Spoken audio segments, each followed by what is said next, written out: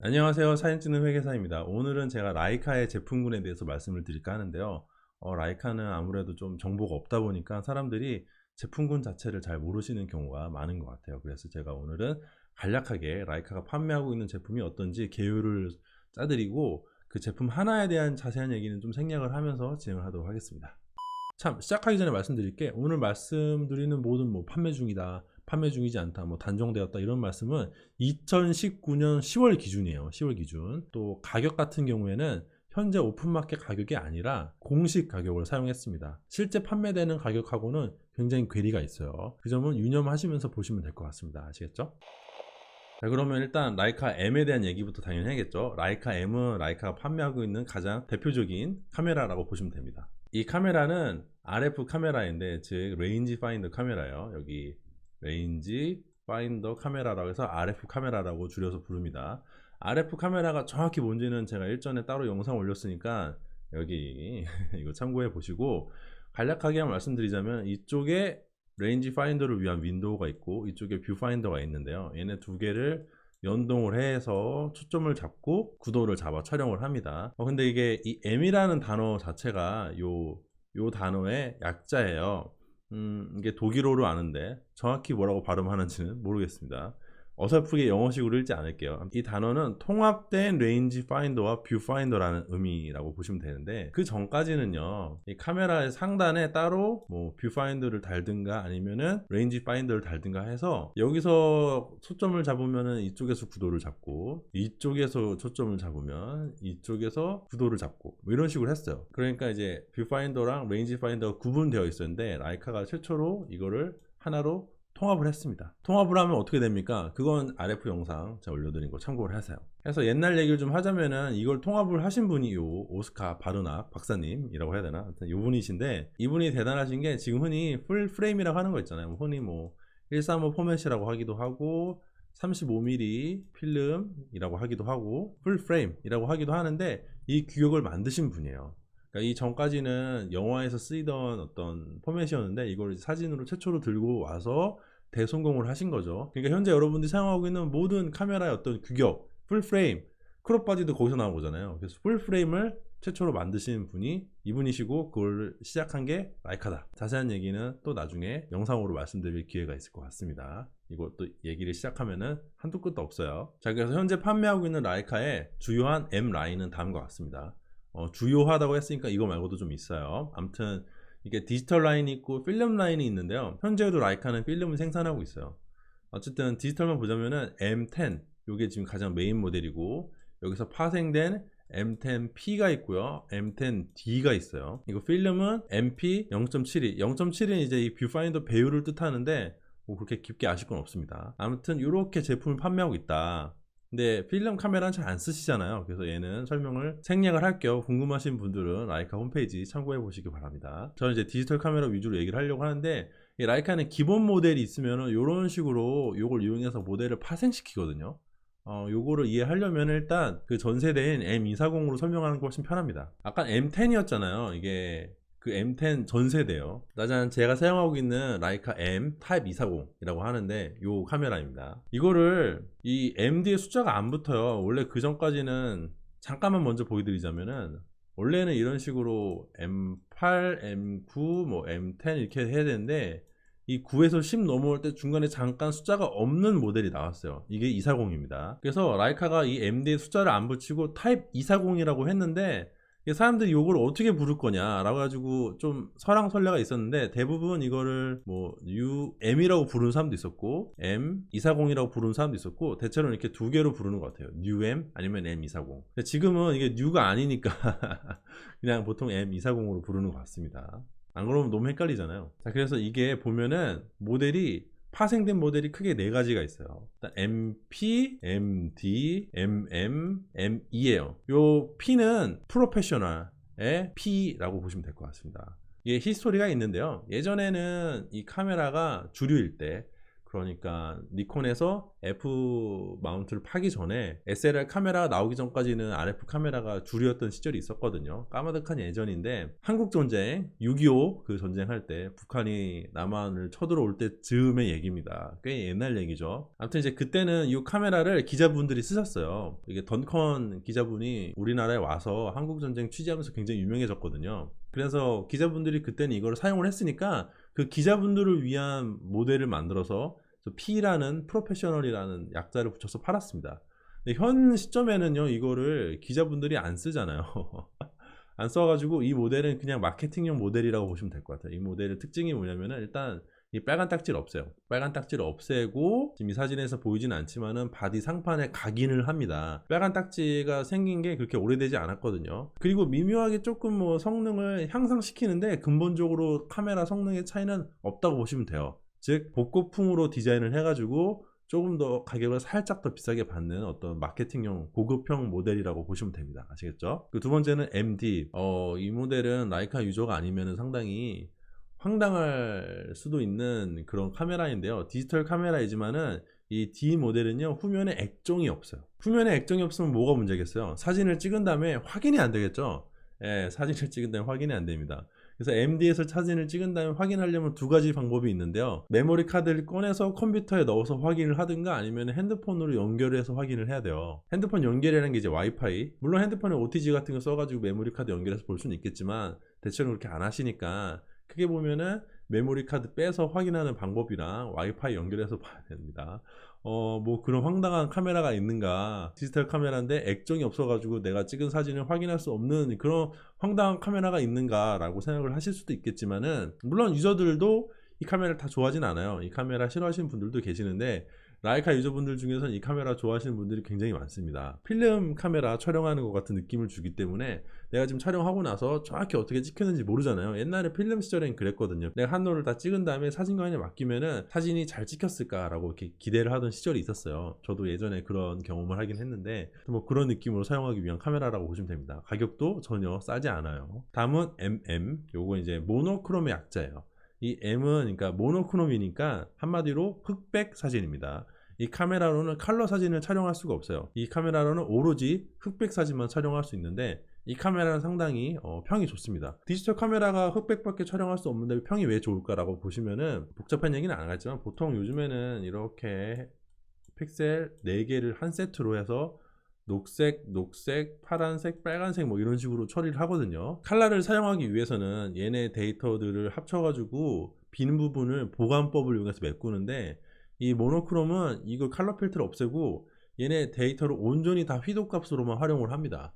즉 뭐냐면은 칼라 사진을 찍기 위해서는 센서한테 역할을 분배를 해요. 야 너는 그린, 너는 뭐 레드, 너는 블루만 봐라 이런 식으로 해가지고 역할을 분배를 한 다음에 걔네가 모아온 데이터를 쫙 모아서 추측하는 거예요. 여기가 원래 상이 이렇게 생겼을 거라고 대충 추측을 해서 이미지를 구성을 하는데요. 이 모노크롬 바디에서는 추측을 하지 않아요. 그냥 들어온 정보 그대로 전부 다 이미지로 활용을 합니다. 그러다 보니까 해석력이 올라가죠.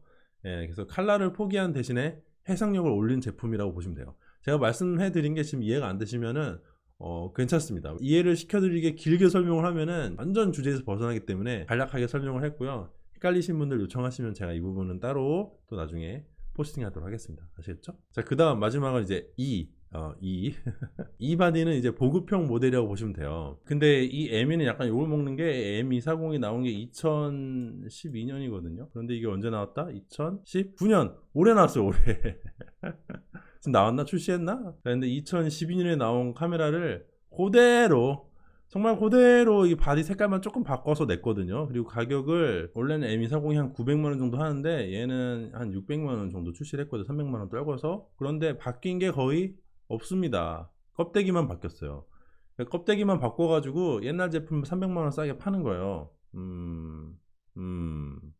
판단은 여러분들에게 맡기겠습니다. 자, 그럼 다 보셨죠? 정리를 하자면은 이 P는 고급형 모델이다. 고급형이라고 하지만은 기계 성능 자체는 거의 차이가 없고, 조금 있긴 한데 거의 차이가 없고, 마크 없애고 바디 상판에 각인을 넣었다. 끝. 다음 D 모델은 액정을 없애서 디지털 카메라지만은 꼭 필름 카메라 촬영하는 것 같은 느낌을 주는 그런 컨셉형 카메라다. 그리고 세 번째 모노크롬은 사진에서 컬러를 포기한 대신에 해상력을 추구하는 흑백 카메라다라고 보시면 될 것 같고, 마지막으로 M2는 사골인지 아닌지는 모르겠지만 보급형 저가형 모델이라고 보시면 됩니다. 다만 이제 현재 M10이 출시가 됐잖아요. 그래서 몇 개 제품은 단종이 됐습니다. 얘는 M10으로 대체가 됐고요. 얘는 M10P, 그리고 얘는 M10D로 대체가 됐고, 아직 M10M은 안 나왔고 M10E도 안 나왔어요. 그래서 얘네 두 개는 현재 판매가 되고 있습니다. 얘네는 나가리 됐고 얘는 판매가 되고 있는 셈이에요. 현재 판매하고 있는 디지털 M을 종합을 하자면은 M10에서 파생된 M10P와 M10D가 있죠. 얘는 고급형 모델이고 얘는 액정이 없는 컨셉형 바디, 그리고 240 라인 중에서 모노크롬이랑 보급형 라인은 현재 판매가 되고 있어요. 얘 출시가 됐나? 아무튼 이게 현재 판매되고 있는 라이카 M의 디지털 라인업입니다. 이제 한눈에 파악이 되시죠? 그래서 이제 2부가 시작된 건데, 라이카가 M이 대표 상품이지만 M만 파는 건 아니거든요. 여러 가지 상품을 팔고 있어요. 일단 첫 번째가 SL입니다. 이 상품은요, 풀프레임 미러리스 카메라예요. 굉장히 고성능 미러리스 카메라를 표방하고 나온 제품입니다. 소니 A9이 나오기 전까지는 가장 성능 좋은 풀프레임 미러리스 바디가 아니었을까라고 생각을 합니다. 지금은 다 옛날 얘기가 되어버렸지만은 그런데 왜 이 바디가 유명해지지 못했는가? 가격을 보세요. 가격이 이 렌즈들도 굉장히 비쌉니다. 그래서 별로 유명해지진 않았어요. 어쨌든 풀프레임 미러리스다, 렌즈 교환형 카메라다 라고 보시면 될 것 같고, 이 카메라는 얼마 전에 새로운 뉴스가 있었는데, 이 L마운트라고요. 저 라이카 SL을 이제 L마운트라고 하는데, 이 L마운트 연합이 탄생을 했어요. 첫 번째가 라이카, 파나소닉, 시그마, 이렇게 세 개의 회사가 서로 연합을 해가지고 이 L마운트를 공유하는 제품들을 출시하기도 했거든요. 요즘에 파나소닉에서 판매하고 있는 S1, 또 뭐 S1H 이런 제품들도 이 L마운트 제품입니다. 그러니까 라이카의 SL과 마운트를 공유하는 제품들이에요. 또 시그마에서 이 마운트를 위한 전용 렌즈를 출시한다고 하는데, 아직까지 나온 건 지금 뭐 없는 것 같고요. 나왔나? 아무튼 이제 그런 제품이 있다는 거 말씀드리도록 할게요. 이 L마운트 얘기를 너무 길게 하면 또 주제를 벗어나겠죠? 자, 다음 이제 TL이랑 CL 라인인데, 요거는 APS-C, 즉 크롭바디 미러리스 렌즈 교환형 카메라입니다. 처음에 라이카가 TL, T2 이런 식으로 진행을 했는데요, 최신 제품에서는 CL이라고 네이밍을 바꿨어요. 굳이 말하자면 캐논의 EF M 마운트라든지 아니면은 소니의 알파 6000 라인업이라고 보시면 될 것 같습니다. 얘네는 L 마운트를 공유를 해가지고요, SL에 사용되는 렌즈, 그러니까 풀프레임 렌즈를 여기다가 마운트를 할 수가 있어요. 그 역시나 라이카 바디답게 가격들이 상당히 살벌합니다. 그리고 얘네 렌즈들도 가격이 꽤 살벌해요. CL 같은 경우는 얼마 전에 이제 이효리 님께서 캠핑클럽이라는 JTBC 방송 프로그램에 들고 나오셨는데, 거기 보면은 환산으로 28mm가 되는 굉장히 작은 팬케이크 렌즈가 있어요. 그 렌즈도 거의 한 150만원 돈 하기 때문에 얘네 두 개를 사가지고 딱 그렇게 들고 다니려면 500만원이에요. 500만원. 근데 500만원이면 라이카 Q를 살 수도 있었거든요. 그래서 굉장히 가성비가 떨어진다. 그런데 사고 싶다.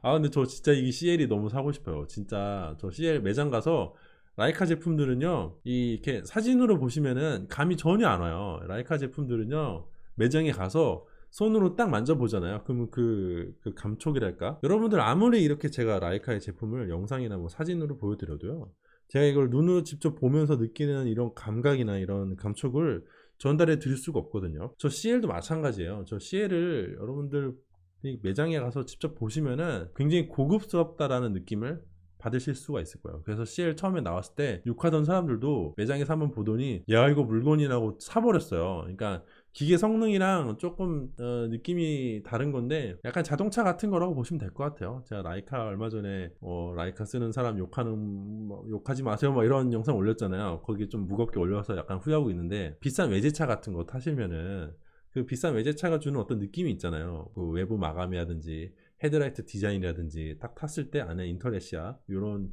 디자인들이 굉장히 고급스럽고 거기서 오는 만족감이 있고, 또 뭐 시트도 고급스럽고 그런 느낌이라고 보시면 됩니다. 예를 들어 BMW 미니쿠퍼 타보시면은 외부 디자인도 특색이 있지만은 딱 탔을 때 운전대랑 뭐 옆에 인터레시아 이게 굉장히 특색이 있거든요. 거기서 오는 메리트가 있으니까 거의 그랜저 값을 주고 그 차를 사는 게 아니겠어요? 뭐 그런 거라고 보시면 됩니다. 차는 거의 몇 천만 원 이렇게 소비를 하는데, 카메라는 이거 끼케야 몇백이잖아요. 물론 이 몇백도 작은 돈은 아니지만 자동차도 막 그렇게 몇 천만 원짜리 뭐 1억짜리 뭐 7억짜리도 사는데, 이 카메라가 3, 400짜리를 굳이 사지 못할 이유는 없을 거라 생각을 합니다. 물론 비싸죠. 그건 확실합니다. 가성비는 떨어져요. 그런데 그렇다고 이 라인업이 의미가 없다고 저는 생각하진 않아요. 자, 다음 S. 요 S는 이제 중형 포맷 DSLR인데 저는 이 S는 의미가 없다고 의미가 없다고 생각해요. 아까 CL이랑 좀 느낌이 달라요. 얘는 이렇게 하면 혼난다. 예전에 일전에 그 외국 사이트에다가 이거 쓰는 사람 있기는 하냐? 뭐 그런 식으로 영어로 댓글 남겼거든요. 뭐라고 남겼더라? Is there anybody actually using this camera? 뭐 이런 식으로 올렸나? 아무튼 뭐 이렇게 올렸더니 밑에 영어로 악플이요. 장난이 아니에요. 내가 있다 하면서 내가 쓴다 막 이런 사람들이 나타나가지고 막 사진을 투하를 시켰거든요. 제가 그래서 죄송합니다 하고 그 중에 한 분이랑은 이렇게 그냥 미인 조크였다고 한 다음에 패친도 맞았어요. 사진을 굉장히 예쁘게 찍으시더라고요. 일단 그런 히스토리가 있는. 근데 아무튼 저는 이 카메라를 절대 좋게 평가하지 않아요. 이 카메라는 정말 돈이 아까운 카메라 중에 하나라고 보는데 어디까지나 제 개인적인 의견이고 이 카메라 잘 쓰시는 분들도 계십니다. 아무튼 중형이니까 센서 사이즈 봐야겠죠. 센서가 30mm 곱하기 45mm예요. 상당히 독특한 포맷인데 원래는 이게 일종의 이제 645 포맷이라고 보면 될 것 같은데 645 포맷의 크롭은요 센서 사이즈가 44 곱하기 33이에요. 그래서 보통 4433이라고 부르는데 이 카메라를 보면은 45에 30이죠. 그러니까 비율이 다른 건데 다른 중형 카메라는 4대3 비율인데 이 카메라는 풀프레임 카메라처럼 3대2 비율입니다. 그러니까 크기 자체가 다르다기보다는 그냥 비율이 다른 것 같아요. 그래서 그런 중형 카메라인데 문제가 뭐야? 화소가 4천만 화소가 안 돼요. 이게 지금 오타가 아니라요. 이게 맞습니다. 37.5 메가픽셀, 즉 3,800만 화소 수준인데 가격이 2천만 원. 이거 소나타도 살 수 있지 않나 이 정도면? 야, 요즘에 풀프레임도 6,100만 화소가 나오는데 중형 카메라가 이게 뭐냐 해서 별로 인기가 없습니다. 비슷한 센서 사이즈를 가지는 DSLR 카메라인 하셀블라드의 H6D50C만 보더라도 이게 5천만 화소 정도 되거든요. 이 카메라는 뭐 그냥 그런가 보다 하세요. 이런 게 있어요. 그리고 타입 007까지는 CMOS 센서고요. 타입 006은 CCD 센서라서 요 CCD 센서 좋아하시는 분들은 좋은 선택지가 될 수 있을 것 같습니다. 근데 얘들도 가격이 살벌해요. 물론 얘네들은 할인 판매를 많이 하고 있어요. 제가 지금 여기 올려드린 거는 그 정식 발매 가격이고 실제 판매되는 가격은 이거랑 조금 달라요. 아시겠죠? 자, 다음 Q. 요즘에는 Q가 키왕짱이에요. 요즘에는 M보다 Q가 더 인기가 많은 것 같아요. 그렇진 않은가? 아무튼 라이카 Q를 보자면은 풀프레임 하이엔드 카메라다. 뒤집어 말하면은 렌즈 북박이 똑딱이 카메라다. 저도 이 카메라를 굉장히 오래 사용했습니다. 저희 와이프가 가장 좋아하던 카메라이기도 하고요. 제가 지금까지 샀던 카메라 중에서 와이프가 가장 넘버원을 꼽으라면 A9이고 왜?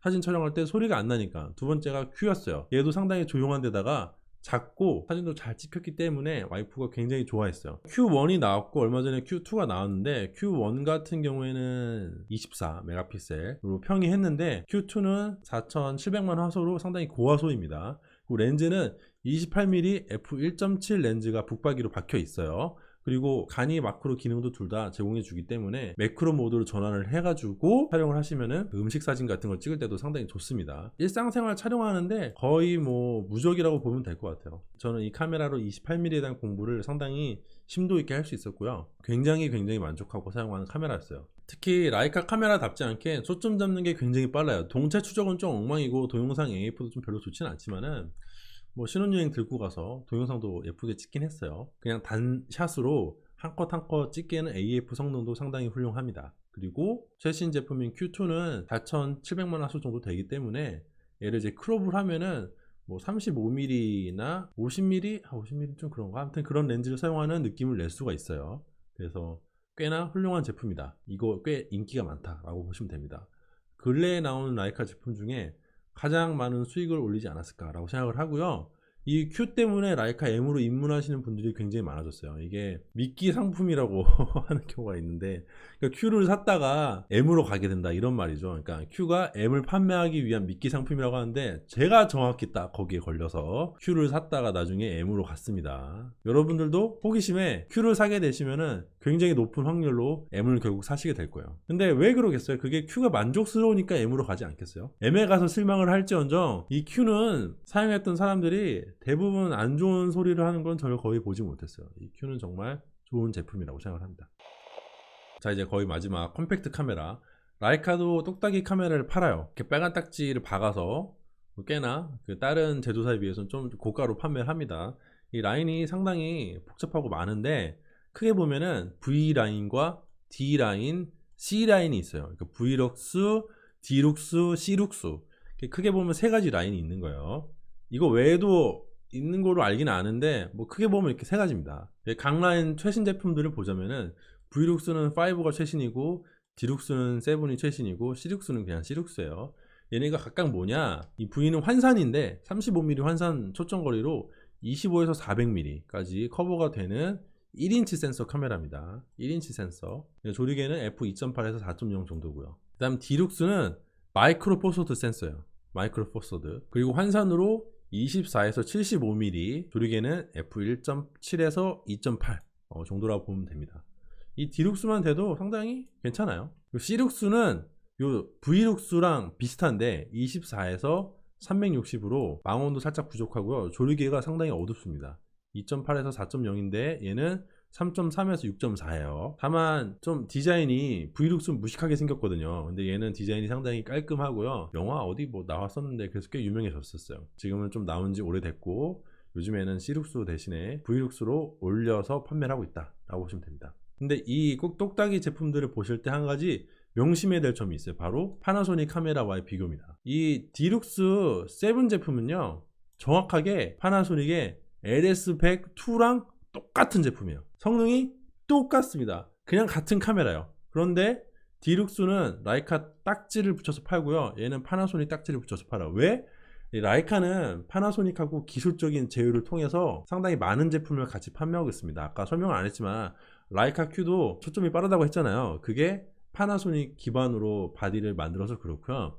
이 카메라도 파나소닉이랑 협업을 했어요. 렌즈 부분은 라이카가 제조를 하고 바디 부분은 파나소닉이 제조를 한 다음에 같은 제품을 두 개로 나눠서 판매를 하는 거예요. 근데 파나소닉은 그걸 LS100-2라고 하고요.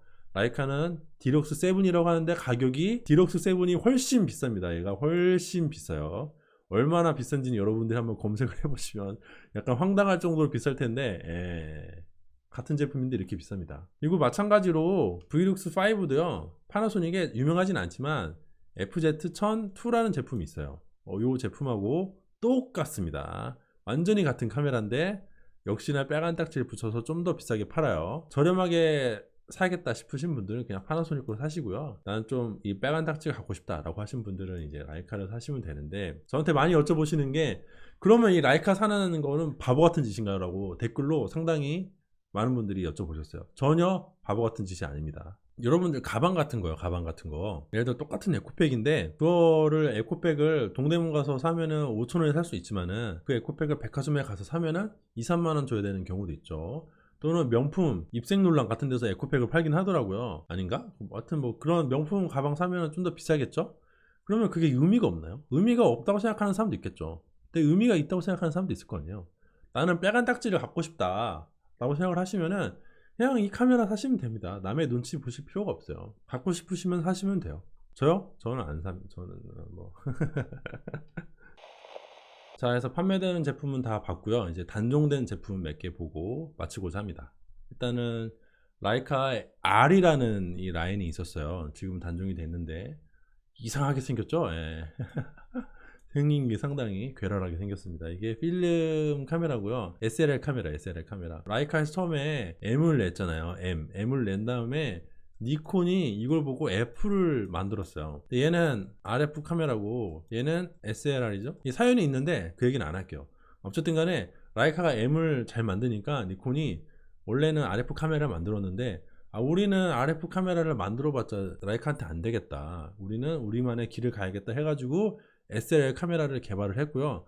물론 니콘이 개발한 건 아니죠. 뭐 아사히 플렉스라든지 이런 데서 먼저 만들긴 했는데 뭐였더라. 아무튼 뭐 그리고 또 뭐 있어요. 또 뭐 제품이 그 전에도. 근데 어쨌든 니콘이 F를 가장 성공을 시켜가지고 킹왕짱이 됩니다. 킹왕짱. 킹왕짱이 되니까 라이카도 M이 너무 안 팔리잖아요. 그래서 야 우리도 좀 SLR 카메라를 만들어야겠다.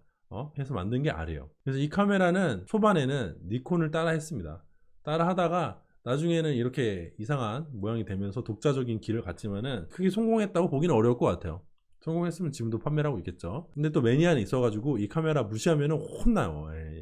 그래서 이 카메라 무시하면 혼나니까 저는 더 이상 말을 하지 않도록 하고요. 주의를 하실 게 한 가지가 요즘에도 이 렌즈들이요 많이 중고 거래가 돼요. 그리고 이 렌즈 이름이 상당히 라이카 M이랑 유사합니다. 그래가지고 뭐 줌이룩스 35mm 이런 거 판매를 하면은 그게 뒤에 잘 봐야 돼요. 그게 R 마운트 렌즈인지 M 마운트 렌즈인지 잘 봐야 되는데 이게 R 마운트 렌즈가 좀 더 저렴하거든요. 그래가지고 야 35mm 줌이룩스 렌즈가 이렇게 저렴하지라고 사왔는데 보니까 R 마운트 렌즈 사온 경우가 종종 있어요. 그런 실수를 하시는 분들이 종종 계시는데, 그러니까 이 카메라 단종은 됐지만 지금도 주의를 하실 게 요 렌즈 구매하실 때 주의를 하시라.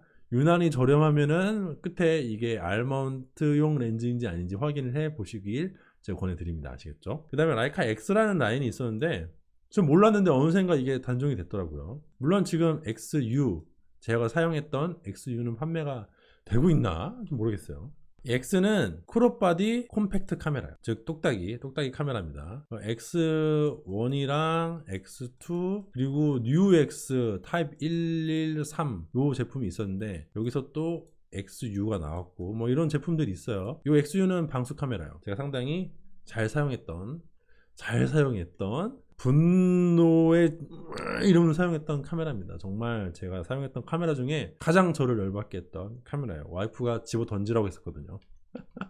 비싸요. 비싸서 집어 던지질 못했죠. 아무튼 현재는 판매가 안 된다. 판매가 안 되길 다행이다. X는 X예요. 이거 사지 마세요. 다만 어디까지나 오늘 영상 주의를 하실 게 제가 안 좋아요, 막 좋아요, 좋다고 한 것도 있죠. 그리고 안 좋아요 한 것도 있죠. 다 제 개인적인 생각입니다. 제 개인적인 평가고, 저 같은 경우에 이제 M이랑 Q랑 X를 사용해 봤어요. 그러면서 뭐 이것저것 또 호기심에 만져보기도 하고 뭐 잠깐 빌려서 써보기도 하고 뭐 그랬었는데, 그러면서 제가 느꼈던 몇 가지 기준에 의해서 말씀을 드리는 거니까 너무 제 평가를 뭐 이렇게 절대적인 평가라고 받아들이지 마시고요. 그냥 개인적인 평가입니다. 개인적인 평가. 아시겠죠? 제 개인적인 생각 정도는, 제 개인적인 취향 정도는 제 개인 방송에서는 편하게 말씀드릴 수 있다고 생각합니다. 이게 뭐 공중파나 뭐 다른 뭐 공적인 채널이었다면은 조금 더 말조심을 했을 거고요. 여기는 제 개인 방송이니까 편하게 말씀드렸어요. 네, 이상으로 오늘 영상 마치도록 하고요. 제 영상이 라이카의 제품을 이해하시는데 도움이 되었길 바라고, 또 검색을 하시는데 어떤 키워드를 제공할 수 있었으면 좋겠습니다. 이번 영상도 역시 도움이 되고 재미가 있었다면 좋아요와 구독 부탁드리도록 하겠습니다. 감사합니다.